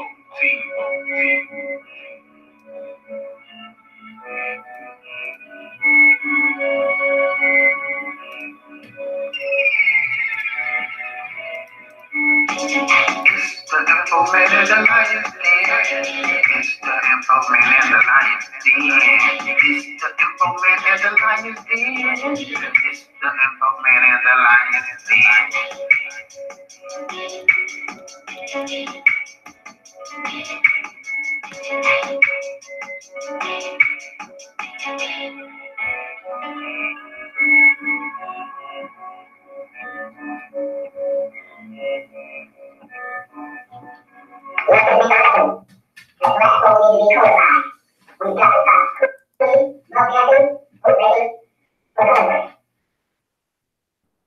Everybody out there, I want to thank you for listening to the podcast. You're going to be seeing this more frequently. Myself and Lions Den, we do these sort of radio type style podcasts. There was some problems with some of the sound. I had problems in the beginning with some of my equipment, so I apologize for that. There was some sound issues in the audio of the video, but I hope that for the most part that everybody got the gist of where we were going with this video. I actually meant to release this video a whole week ago around the time when all this went down, but I've got so much going on right now. So we're going to keep it coming with more content. Now, I've got some other stuff coming down the pipeline. First of all, can everybody hear me? If you can hear me, press 1 in the chat room. I just want to make sure that you can hear what I'm saying and that I'm not talking in vain to myself without anyone able to hear me, because I want to make sure everyone can hear. So if you can hear, please put a 1 in the chat room. Okay, thank you, Brother Duvian. Let me give everybody some respect. We got Brother Duvian in the chat room, Brother Doug. I'm pretty bad with names. Let me see, Kindred Washington. Keisha Washington, I'm sorry. We had Afrocentric TV that was in here. Franks was in here. Quest, AK, COG. Give that brother a lot of kudos, because that brother is responsible for the music that you've been hearing. He put it down with that introduction for me and Lions Den, and he also created one for myself. The brother's a musical genius. Definitely put it down. Let me give some peace to Nikki. Let's see, Brother Duvian. Let's see who else is in here. Brother George Macomb. Check Brother George Macomb's channel out. The brother is the real deal. He's a brother that I had a chance to connect with when I was on O'Shea's, one of O'Shea's panels. O'Shea does these panels on Sunday, and he brings different black men on the panel who have different perspectives. And me and Brother George Makem, we have a lot of the same perspective. We're about our people. We're not going to give up on our people, although we do struggle with some issues in our communities. And I say communities because there's various different communities. Let's see. August Dream, what's up to you? She says, George Makem, that was an excellent live stream you did on depression last month. Yeah, he did a great live stream. I'm going to be doing, I have a few things coming down the pipeline. I've got one of the last interviews of Dr. Frances Krausen Welsing. I got one of her last interviews that I will be releasing at some point in time. I have another video that I've been putting on hold for a long time. It's another barbershop situation where I'm giving praise to the barbershop. And we go into a level of 12 tribes, 12 nations, 12 tribes, where I interview a brother who talks about those 12 tribes as it relates to Hebrew Israelite. So that's coming down the pipeline. I've got Agenda 21. I have a video by David Icke that I'll be releasing at some point, an audio that will get into the issues around Agenda 21 and how that all relates to what happened to the brother who just won the $289 million settlement against Monsanto's. So we've got a lot of different things I've got coming down the pipeline. I've got some interviews coming up. Now, I may be back on tonight. I'm supposed to be interviewing some brothers that are involved in business. And so I may be interviewing them about business, what they're doing in business, how they're creating business, their understanding and know-how of the marketplace. George Makem is a brother that I will be interviewing. I'm going to bring a brother on by the name of Moses. This is a brother that's dynamic at some point in time. I'm going to hopefully get my man B Miles of 84 Conscious Channel. Get him on for a nice interview. I did have conversation with Angry Man when I was on a panel. And he told me he would be down. He just said he just told me just get in contact with him to set something up. And I'm considering getting Angry Man on as well, contacting him. Then I've got my man Kevin Samuels, who is a brother who is a fashion consultant. Now he's in the manosphere. He talks about what we as Black men need to do in terms of getting our dress game on. You know, the type of clothing, the suiting, putting forth confidence in yourself when it comes to dating, when it comes to carrying yourself like a man, certain fashion do's and do nots, getting your cologne game on, just some of the things that we as men should enjoy. You know, you should enjoy grooming yourself. You should enjoy putting forth your best effort in the way you present yourself. I think it's very important. And I'm not talking about presenting yourself in terms of trying to coon or nothing. I'm just saying just in general as a man. I know people like to wear sneakers and sports jerseys, but it's something about putting on a suit. It's something to say about putting on a nice chasey boot, putting on a nice bow tie, getting your hair cut just right at the barbershop, getting that nice cologne that fits with your body chemistry just fine. You know, just feeling good. You know, there's an old saying, if you look good, you feel good, you are good, you know. So we're going to get the brother on and talk about those sort of issues. I am going to do a podcast about the prison system at some point in time. I also have some documentation. If you have family members who have a felony on their record and they're saying, I can't get a job, I got a list of companies that will hire you if you are a felon, because they are felon friendly when it comes to hiring. Okay. I am going to do a short video or a short presentation as it relates to what we call the, what is it? It's the 25-point plan to control society. I'm going to quote those plans. I'm going to elaborate what that means, what it means for us, as well as Agenda 21. I am going to get into a variety of issues. I may bring back panels again, bring people on panels and talk about issues. May get that back in the work sometime soon. I'm experimenting with other stuff. I'm going to be presenting more of these type of pre-prepared live streams. Now, you all heard me interview Brother Gab Talk Media. Make sure you support that brother in his channel. We decided we're going to do a series with Brother Gab Talk where we bring him on every now and then. We're going to call it Gab Talk, Ask Gab. We're going to talk to Brother Gab Talk, and it's going to be called Ask Gab. So every now and then when me and Lions Den are doing something like we did here, we may bring him in on the segment either live or I may get an audio clip of Brother Gab to get his perspective. So, and I may end up doing the same thing with many other people, like my man George Makem. I think I might just go around contacting brothers and sisters and getting their opinions on issues so that I can integrate it into the podcast. So what I'm doing will probably be something new.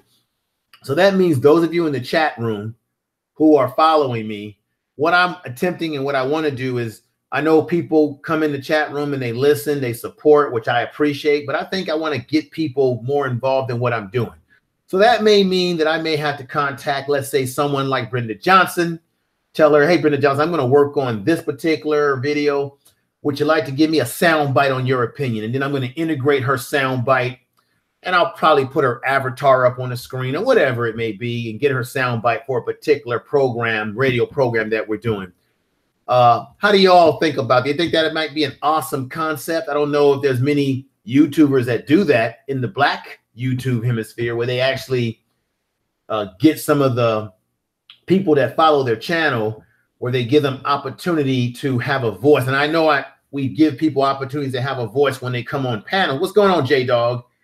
When we give people opportunity to come on the panels, but if I can also integrate your voice into these pre-made videos that I do about a particular topic where I can say, let me go ahead and ask Brenda Johnson her opinion on this, folks.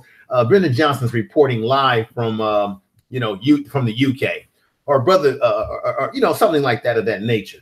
I want to get some on the ground reporting from folks. Now, a lot of you look at YouTube, you discover videos that I have never seen or haven't discovered yet. And maybe that would be a great way to bring you on and give you that so you can give us that discovery. Now, I got another video that's a dandy that I haven't released yet. Maybe I should release it today. I tend to like to release my videos 1 week at a time, maybe 2 at a time. I don't know. I'm kind of slow like that. Maybe I should speed the process up. But I got a video about KFC. That's a dandy about Kentucky Fried Chicken. And it should show you why you should never touch Kentucky Fried Chicken. And you probably shouldn't touch any type of fast food restaurant. When I show you this video, it's going to be enough to make you want to barf. Brenda Johnson, yes, Brenda Johnson's in London. And Doug, Rosalind, thank you for being here. You've been very supportive, Sister Rosalind. And Dynasty, Sell Africa, where also didn't know that. Whoa, yeah, Brother Dynasty. He's in Africa from what I understand right now. He takes trips out there. He also sells African clothing. That's why you always see him in some of those beautiful outfits that he wears. Quite a bit. Beautiful outfits that he wears. And he sells the material. Brother Hollips is out there from the BAIO. I want to thank him because he came on the channel and I interviewed him. The other brother over here, as you can see to the other avatar of that brother Urema, that brother's great. He had me on his channel about a week ago interviewing me, and he's going to be coming to Oakland with the Unity Walk, and I will be getting involved in the Unity Walk that's going to be going on in Oakland when he brings his crew there. He's asked me to be a speaker in this event. So anything that has to do with the community, I'm down to be involved and put my feet on the ground. We got to hit it from all areas. Feet on the ground. We have to have people that are funding organization behind the scene. We have to have people that are businessmen, business owners. Man Up Tomorrow is a brother who is a business owner. I think he owns a fleet of trucks. He has a trucking company. I'm going to bring him on specifically talk about his trucking company and the things that he's doing. J-Dog, what's going on, brother? This is one of my backup channels. Okay, brother J-Dog, I got to get you on the platform again, brother. So with that said, I'm going to get ready to end this stream. You be on the lookout. I might be back on tonight with these brothers who have a channel. They're about business. If it does not happen tonight, I will make it happen another day. I've got a lot of people I need to get in contact with because I'm constantly thinking about who else I can bring on. I've got to get in contact with the Minister of Health. I got to get him on. I've got a few people I've got to make contact with to set these dates, to set up these podcasts. You know, it takes a lot of work behind the scenes. You got to contact people. You got to collaborate time and schedule. You know, you got to figure out, do a little studying on these folks to ask appropriate questions. So it takes a little bit of time. And let me also let you know, let me know, folks, if I don't do the live stream tonight with the brothers in business, you know, I'm thinking about going freestyle and just fire up my live streams the regular way and just getting in on this situation with the kids. We got our kids are being messed with. You already seen the video where the brother was trying to enroll his son in school the first day. And because his son has dreadlocks, he was mistreated. You all heard about the white man who spit or peed on a black child. Was it spit or peed? There's a lot of despicable things that are happening. We are under attack. We are under siege. I don't want anybody saying that we're not, because there's just too many damn examples in which we are being under siege. What's going on, King Hebrew? What's going on, Macom? Brother Adubian again. There's a lot going on where our kids are being attacked. And at some point in time, we got to do something about this. Now, it seems like everyone else is being protected. If I'm not mistaken, people that are gay, they are a protective group. So if you do things that are slanderous towards them, you're going to pay a price. Well, damn it, our children should be protected under the law. No one should be slandering our children, and a child should not be mistreated because they're wearing dreadlocks. Now, my daughter has dreadlocks. And I wish, you know, I want somebody to say something at school so I can go medieval on their ass, because one of the things we need, most importantly, Black people, is we need to know the law. We need to know our rights, what they can and cannot do to us. And quite often we don't know our rights. We don't know the law in some cases. So I'd be damned if my child is mistreated because of their hair. Doesn't make any sense. But we know what's going on. Black children are always being under attack in school. If I'm not mistaken, Black males in particular are definitely under attack because they tend to label us what? Hyperactive. They tend to label us as a danger. So many different things. And then our young queens are under attack as well when it comes to their hair, their style. And I would say that this is the reason why we as a people really need to have our own schools. Okay? Ask yourself, if we had our own schools and our own beauty stores, which we used to have, especially when I was coming up, we had it. And I'm sure there's some Black folks out there that own a beauty store, but why do we continue to go to these beauty stores that are not owned by people that look like us? And then when they treat us poorly, we act surprised. As long as you support people who do not support your self-interest and are being racial or prejudiced towards you, and you continue to give them your money. See, that doesn't make any sense. If someone is treating me poorly, I'm not going to give them my money. Which is one of the things that I don't understand about the civil rights movement. You mean to tell me if I go to a kitchen, go to a diner and they spit on me and they don't want to serve me food, I'm going to turn around and demand that they serve me to eat in their establishment. No, I don't want to eat there. I don't want to give them my money. Why do I want to make someone rich or someone economically well off who does not like me? Just don't go. Do you realize that we could put these? I should just go freestyle tonight and talk about a variety. You know what I should do? I should go freestyle tonight and ask people in the chat room what they want to talk about and field questions from the chat room and just talk about a variety of issues that you in the chat room and those listening ask or that you're talking about in the chat room, and just go right ahead and just start talking about any issues that you bring up in the chat room. I have not done that before, and I feel that either I'm going to do that tonight or tomorrow if I don't do this live stream with these brothers in business. So I don't know, family. I'm kind of like all over the place right now because there's so many things in my mind as it relates to our children. And then you know what happened with South Africa. Donald one chump getting himself involved in that issue. And let me just say this. I'm going to repeat this. I talked to my brother Logic. Now I run with a couple other groups on YouTube. There's a brother by the name of, he goes by the name Logic, but his show is called Food, Clothing, and Shelter. This brother is the real deal. And I'm going to tell you something about him. He don't talk down to people. He's respectful. He's logical. He will make you question your beliefs based on logic. And he ain't going to talk down to you. He's very respectful. Matter of fact, when you call into his show, he specifically tells people, when you call in, be respectful. Don't talk nasty to people. We're going to have a constructive conversation. We're going to disagree about stuff. The brother is fantastic. He's in Hawaii. They're about 4 hours difference from where I'm at in California. He does shows late at night, during the day. I mean, in the morning. And then there's another brother, his partner, who goes by the name Straight Drop. These brothers are dynamic.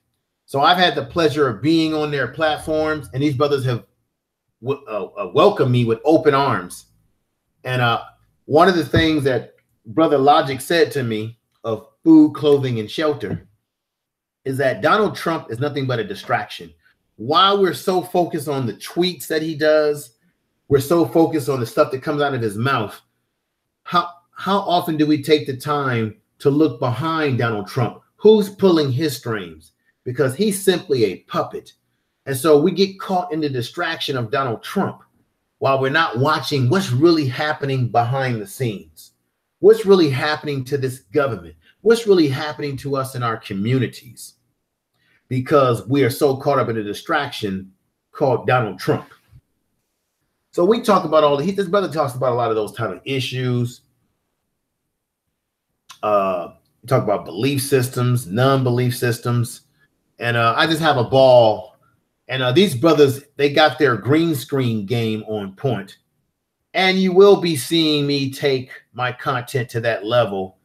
With the help of these brothers, I'm going to get my green screen game on, where I can get on here, create a virtual reality background, make myself look like I'm in a studio, a broadcasting studio, put up some fancy, I'm going to do it, baby.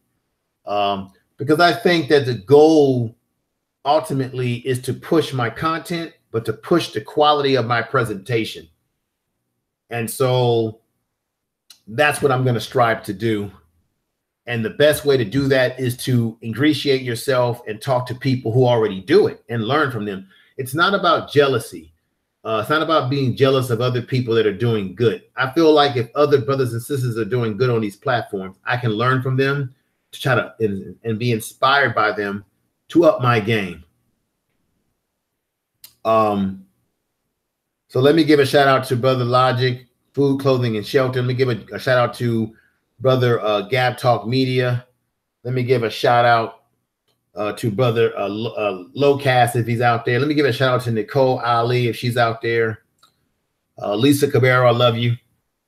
Let me give a shout out to my man Lions Den if he's out there listening. He should be off work by now. Let me give a shout out to all in the chat room. Shout out to Nagoon, my frat brother Nagoon out there, Brother George Macomb, Let me give a shout out. I know there's some folks in the chat room who may not like Brother O'Shea, but I'm giving Brother O'Shea a shout out simply because he has been very open to allowing me on the platform to get involved in the debates, because he does bring different points of view on his platform. You may not agree with his politics, but what I do like is the fact that he's giving me opportunity to come on the platform and talk to different Black men across the country, which has allowed me to make connections with other well-known YouTubers who are getting to know me. And believe me, I don't get on his platform cooning, folks. If you had a chance to see me on there, I don't coon. I say it just like it is. I rave. I jump at them.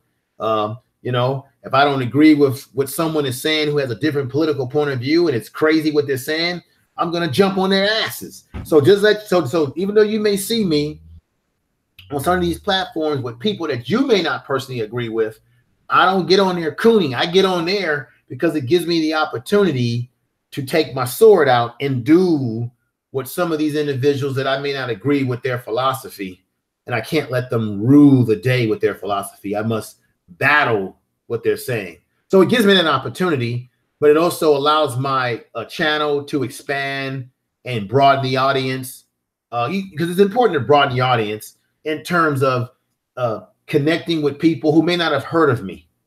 So do I want the channel to grow and get bigger? Yes, I do. Am I setting up here talking about every minute out of my mouth, hey, super chat me, give me money, give me money, give me money, give me money, give me money, give me Patreon? No, I haven't said that. I have mentioned that I do have a Patreon, but I don't emphasize it. But I'm not going to get on here every show talking about give me money, give me money, give me money, give me money, money. You know, we all need money, but I'm not going to sit up here and beg and cry and whine. I'm simply going to say that I'm going to try to do everything I can within my economic power to improve the program. I've got my, I got my OBS. I've got to get my green screen material. And I've got to talk to brother Straight Drop, who I'm going to be interviewing him on here too at some point. And brother Logic, Food, Clothing, and Shelter, going to be interviewing him on here at some point too. I got to talk to those brothers and use those brothers as consultants to get my green screen off the ground. I'm very excited about what I could do with that green screen, because what I noticed on brother Straight Drop's program, he's able to pull up an image of what's going on in the news right now. So it would be beautiful to be able to do live streams and pull up live stuff on the screen as it's happening in real time. And then what I also found out when I was on brother Urima's channel is that he, the brother, for whatever reason, they shut his live streaming down on YouTube, but he was able to bring me on through something called Zoom. And I downloaded Zoom. And you know what Zoom does that's really cool? You can split screen. So I can have 4 or 5 people on the screen. I mean, like when I say the screen, I'm not talking about like Google does where you're at the bottom with your little small avatar. I mean, I can put you on a split screen in big size on the screen. I know it sounds simple. And so I've already signed up for Zoom. I just have to learn how I can utilize Zoom into my live streams on YouTube, so that I can start bringing people on that way where I can enlarge the screen with your image. Should be I find that very exciting to be able to do something like that. So Zoom is interesting. So I'm going to try to figure out how I can manipulate Zoom on here. So that's something that I'll be doing. If any of you run across articles or stories that you want to pass my way, I'm more than happy to definitely do stories that people bring to my attention, if possible. That's always a blessing, to get information that maybe I have not discovered that others have. Let's see, 50 Franks, family support. Oh yeah, Naya says again, yeah, I'm a moderator on her channel, brother Franks. Yeah, she actually contacted me on YouTube. I can talk to her privately on there. She is fantastic. That sister, let me copy and paste this. This sister is the truth. Make sure y'all check this sister. I'm gonna put it in the chat room. This is the sister's name right here. Make sure y'all check that sister out. She's the truth. And I'm very happy and blessed that she made me a moderator on her program. She's got great things going on. Sister is the truth. What's up, S. Wiseman? C's Perry. I'm just saying to you, the sister is the truth. She goes hard in the paint. She goes hard. She goes hard. Every time I get a chance to check her out, I do. We're in my schedule. So I want to thank everybody that's listening. If I wasn't able to say your name personally, no disrespect to you. I'm going to go take a look. I actually came from the gym and worked out, so I'm a little, sore. So I'm going to rest a little bit and ponder what I'm going to do tonight, whether I'm going to go incognito tonight and just do a straight talk, do a Pharaoh Says That type of style show, like Pharaoh Says That, where he kind of sits down at the table. He's got his brim head. I might do that. I might do it. I might put my brim head on, get me a drink, put some glasses on, and just go at it and start talking and fielding questions from the chat room. I may do that, or I may, if I get in contact with those brothers tonight, I may do a stream with them. I'm supposed to do it at 9 o'clock, which would be 9 o'clock Western time, which would be 10, 11, 12 o'clock Eastern. I need to contact them because I would rather do it at a time that would be most hospitable for everyone to be able to watch the stream. So how's everybody doing? I know that I haven't done a lot of live streams lately, but how's everybody in the chat rooms doing? How you doing, Brenda Johnson? I haven't seen you in a while, but it's good to see you. And Black First, thank you for being here. I don't know if you're a new subscriber, but I appreciate your support. And for those of you where I'm bad with names, let me highlight your name here and give you some love in the highlight. Brother Yapo, if you're listening out there, brother, we and you got to get together. I know you're doing great things behind the scenes. King Hebrew, let me see. Brenda Johnson, what did she say? Wait, what's going on here? Oh, Doug, you're the best, man. You always, man. Doug, let me ask you a question. Do you keep everybody's links to their channels like in a database or something? Because, brother, you be pulling up links like bam. You be pulling them links up, brother. Let me copy and paste that and put that in the chat room again. You're the best, Doug.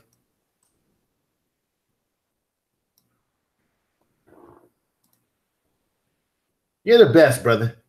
Let's see. Miss you and the family too. Yeah, Brenda, I had to take a little step back. I had to, after all that drama that was going on, I had to take a little bit of step back a little bit, revitalize myself and get back into some of the, I really enjoy doing videos more than anything else. I wanted to get back into doing videos. And like I said, I got a lot of stuff that I haven't even released yet.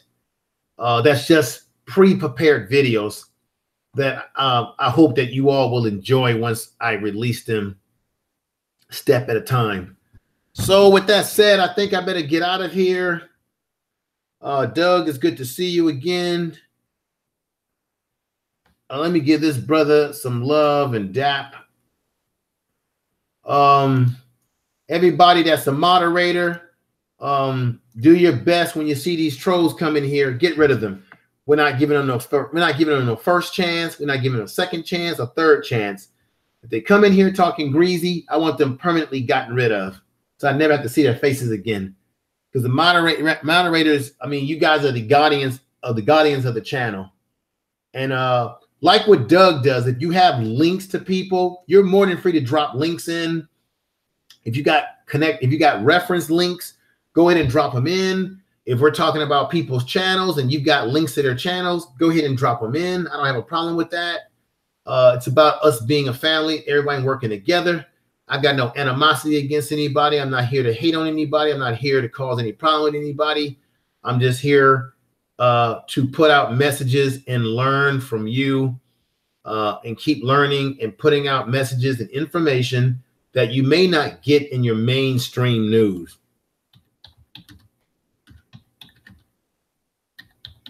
So let me give that brother some love.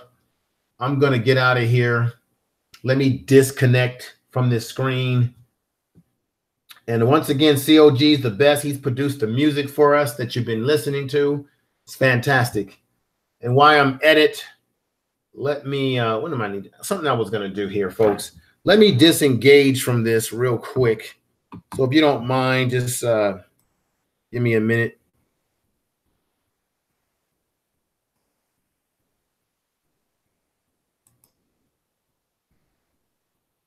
There we go. How y'all doing? I'm just here right now with you. With my little camera up. And so there it is, folks. You guys made it. You made this stream a success. You made it very successful for me. I appreciate it. And you will be seeing some style of live streams like this with material that has been pre-prepared. I hope you like that presentation. I will, next time I do this, I'm going to do my best to make the sound better. I'm not very happy or proud of the sound quality in that particular video. I'm proud with some of the production that I put in there, but I'm not proud with the sound quality. I gotta fix that. And that just comes with me improving my equipment. And I know what the problem is. I've got some speakers here that I'm gonna have to get rid of. I'm just gonna have to spend the money and get me some better quality speakers. So I'm gonna up my game with some better quality speakers that will come out of my pocket. I'm not going to get up here and beg and cry and say, won't y'all give me some speakers so that I can have better quality on my YouTube videos? And I could ask y'all for money. Please give me money. I'm asking for donations. I'll take 10, I'll take 10, 5, 20, 30, whatever you can spare me. Oh, let me put my Patreon in the chat, in the chat room. Well, no, I'll just spend the money to get the best sound equipment. You know, that's how the game works. You start off slowly, and then as you start to progress, you get better equipment over time. And I'll just have to spend the money and get me better. You know, I can get it on Amazon. Amazon gives you a great deal on equipment. So I'll up my sound quality, which will give better quality to the audio that you're listening to. And I'll just spend the money. You know, it'll come out of my pocket. I'm not going to sit up here and beg and say, you know, please, I need your money, folks, please, so I can up my quality. You know, I like to be goofy sometimes, folks, to crack jokes sometimes, but a brother will do his best to improve his equipment. So thank you, everybody. I hate to leave you right now because I got a lot of stuff on my mind, but I need to lay down and get a little nap. And I need to make contact with these brothers and find out what am I going to be doing tonight, if at all. But I really want to go. I really want to do a Pharaoh Says That tonight. You know, because that brother, if you ever check out Brother Pharaoh Says That, and he's a brother that I've been sleeping on because I contacted him and he told me that he would be down with me interviewing him. And I think I'm going to have to try to make contact with him, catch up with that brother, and see if I can get him on my platform. But I like the way that brother's up late at night. He's got his head on, he's got his dreadlocks, he's got his drink, and he just says it like it is, you know? And I think I should do one of those. I should do my Pharaoh Says That tonight. I think I'll call it Information Man Says That. And put me a little head on my head, you know, look real dapper, and then field questions from the chat. What do you guys think about that? Should I do that tonight? I don't know. I should probably call those brothers and tell those brothers, you know, let's try to do the live stream when we can hit people all over, because that's going to be late. And I want to get everybody, you know, because some people are going to be sleeping. Some people are going to be at home doing other stuff. I don't know. It's been a while since I've been able to talk to the family like this. So that's why I'm running my mouth like I'm doing, folks. It's been a while since I've talked to y'all. Oh, you got to set your alarm, Brenda. Yeah, it's probably late where you are. Yeah, I'm just running my mouth to y'all because it's been a while since I've had a chance to just really talk to y'all like this or run my mouth. Let's see. Nah, be yourself. Yeah, I'm going to be myself. I'm not going to copy off of Pharaoh Says That, brother. I'm just going to be myself. I just admire Pharaoh Says That. And that's why I'm going to have to track him down every step of the way, pepper him with messages until I can get a hold of him and get him on the platform. That's the goal. So everybody, I'm going to end the stream. Thank you for taking the time to listen to my jacked up stream today. Sound was jacked up, but thank you anyway. And I'll talk to y'all. Y'all see me soon, maybe tonight. Take care, everybody.